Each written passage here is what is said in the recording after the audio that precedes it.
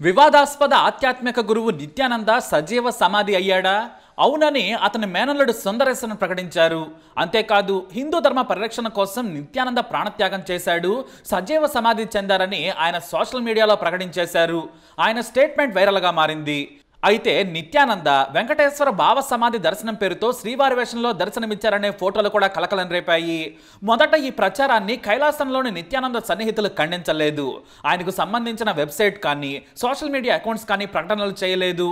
దీంతో అంతా ఇది నిజమే అనుకున్నారు. కానీ నిత్యానంద బ్రతికే ఉన్నాడు. భారత్లో జరుగుతున్న ప్రచారం ఒతదేనని చెప్పారు. అయితే ఉగాది రోజున ఆయన లైవ్లో కొన్ని ప్రవచనాలు చెప్పారు. ఏప్రిల్ 3న కూడా ఆయనకు షెడ్యూల్ ఉంది. అంటే 3వ తేదీ భక్తులకు అనుచరులకు దర్శనమిస్తారు. కాబట్టి నిత్యానంద బతికే ఉన్నాడని ప్రకటించేశారు. దీంతో నిత్యానంద బతికే ఉన్నాడని అంతా నమ్ముతున్నారు.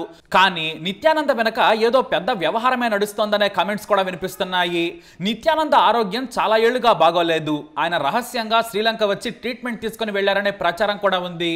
అయితే ఇప్పుడు ఆయన మేనల్లుడు ఎందుకు నిత్యానంద మరణం మీద ప్రకటన చేశారనే దానిపై కూడా పెద్ద ఎత్తున చర్చ సాగుతోంది. నిత్యానంద అనారోగ్య సమస్యలతో ఇబ్బంది పడుతున్నాడు, ఎక్కువ రోజులు గడిపే ఛాన్స్ లేదని సమాచారం.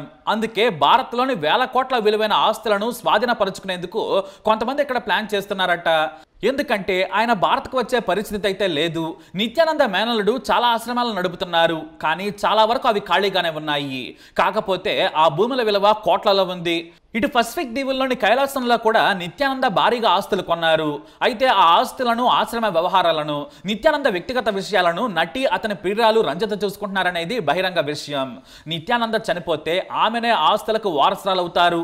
అతని పేరు మీద దర్శనం పేరుతో మరో వ్యాపారం మొదలు పెట్టేందుకు సర్వం ఏర్పాట్లు చేసుకుందట రంజిత.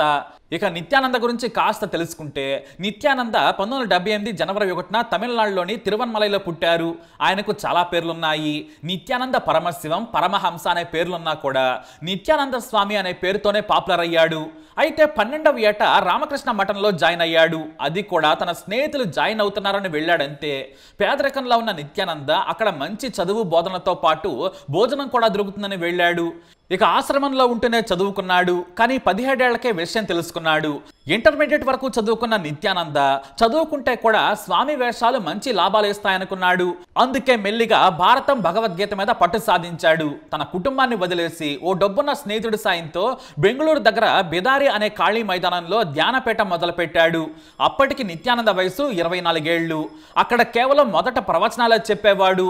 గీతలోని సారాంశం చెబుతూ భక్తులను బాగా ఆకట్టుకున్నాడు. అంతేకాదు విదేశీయులను ఆకట్టుకునేందుకు వెబ్సైట్ ద్వారా ప్రచారం కూడా చేసుకున్నాడు. యోగా, ధ్యానం ప్రవచనాలతో తెగ పాపులర్ అయ్యాడు. ఆ తర్వాత శివసూత్ర పేరుతో ఉపన్యాసాలు ఇచ్చేవాడు. హిందూ ధర్మం గురించి గొప్పగా చెబుతూ స్వామిగా గుర్తింపు తెచ్చుకున్నాడు. కర్ణాటకలోని ఆశ్రమం ఆ పరిసర ప్రాంతాల్లో పాపులర్ అయిన తర్వాత తమిళనాడులోని ఆశ్రమానికి వచ్చి వెళుతూ ఉండేవాడు. అప్పుడే నటి రంజిత తన మానసిక ప్రశాంతత కోసం నిత్యానంద ప్రవచనాలు వినేందుకు వెళ్ళింది. విఐపి కోటాలో ఆమెకు స్వామికి దగ్గరగా సీటు కల్పించారు. ఆ తర్వాత స్వామి నిత్యానంద తన ఏకాంత గదికి పిలిచి మాట్లాడాడు. ఆమెకు మొదట మంచి మాటలు చెప్పాడు. ఆ తర్వాత నా శిష్యురాలుగా ఉంటే బాగా చూసుకుంటానని హామీ ఇచ్చాడు. అంతేకాదు ఆమెను ఆశ్రమం నుంచి ఖరీదైన కారులో ఇంటికి పంపేవాడు. ఆ తర్వాత డబ్బు, అతని పాపులారిటీ చూసి భర్తను వదిలేసింది రంజిత. ఇంకేముంది, అతనితో అక్రమందం పెట్టుకుంది. మెల్లిగా ఆశ్రమ వ్యవహారాలు రంజిత చేతికొచ్చాయి. ఎందుకంటే నిత్యానంద బెడ్రూమ్లోకి వెళ్ళగలిగేది ఆమె ఒక్కరే. కానీ ఆ తర్వాత నిత్యానందకు నిత్య శృంగార సేవలు చేస్తూ రంజిత తరించింది. అంతేకాదు ఆశ్రమం మొత్తం తన చేతికి వచ్చిన తర్వాత స్వామిని కూడా తన కొంగు కట్టేసుకుంది. అయితే ఆశ్రమ డ్రైవర్ను అవమానించాడు నిత్యానంద స్వామి. అతనికి జీతం కూడా సరిగా ఇవ్వలేదు, బెదిరింపులకు పాల్పడ్డాడు.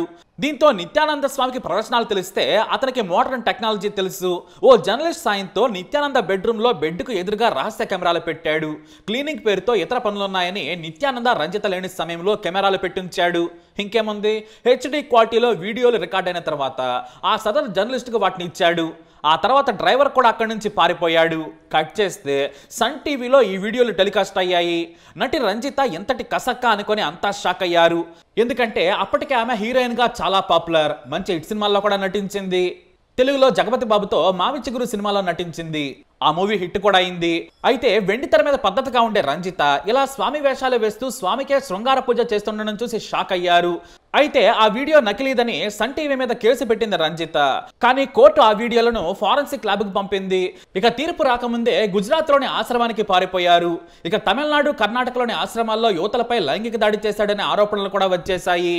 శిష్యులని చెప్పి వారిని ఆశ్రమంలోనే ఉంచుకుంటూ లైంగిక దాడికి పాల్పడ్డాడని చాలా మంది ఆరోపించారు.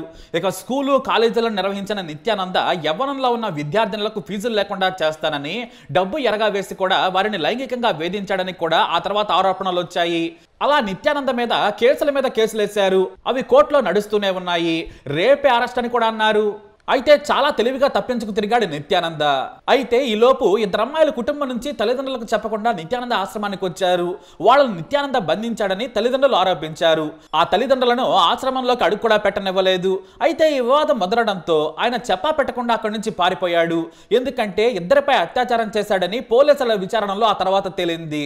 అంతేకాదు గదుల మాదిరిగా వరుసగా చిన్న చిన్న గుడిసెలు ఆశ్రమంలో నిర్మించాడు నిత్యానంద.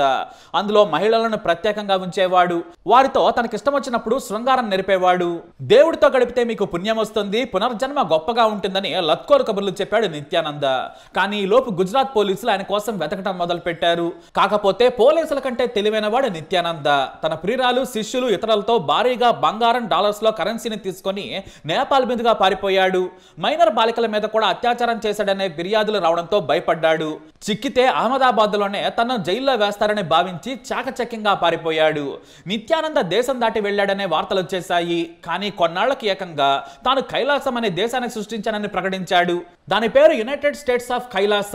ఆ దేశాన్ని ప్రకటించాడు నిత్యానంద. ఆ కైలాసానికి తన ప్రియురాలు రంజితను ప్రధానిగా ప్రకటించాడు. అంతేకాదు ఐక్యరాజ్య సమితిలో కూడా తాను కొన్న దీవిని దేశంగా గుర్తించాలని కూడా రిక్వెస్ట్ పెట్టుకున్నాడు. కానీ దేశానికి ఉండాల్సిన అర్హతలు, భౌగోళిక పరిస్థితులు లేవని తిరస్కరించింది యుఎన్. అయితే ఈసారి మేసాలు పెంచి వెంకటేశ్వర స్వామి ప్లేస్ లో తాను నిలబడి నేనే దేవుడిని ప్రచారం చేసుకోవడం మొదలు పెట్టాడు. కైలాసం దేశానికి పాస్పోర్ట్ తో పాటు కరెన్సీ కూడా క్రియేట్ చేశాడు. ఇక జాతీయ జంతువుగా నందిని, పక్షి శరభంగా ప్రకటించాడు. అధికార భాషలు ఇంగ్లీషు, సంస్కృతం, తమిళం. భారతదేశంలో హిందూ మతాన్ని ఆచరించడానికి ఇబ్బందులుంటే నా కైలాసానికి రండి, మీకు ఎలాంటి ఇబ్బంది ఉండదని ప్రకటించాడు.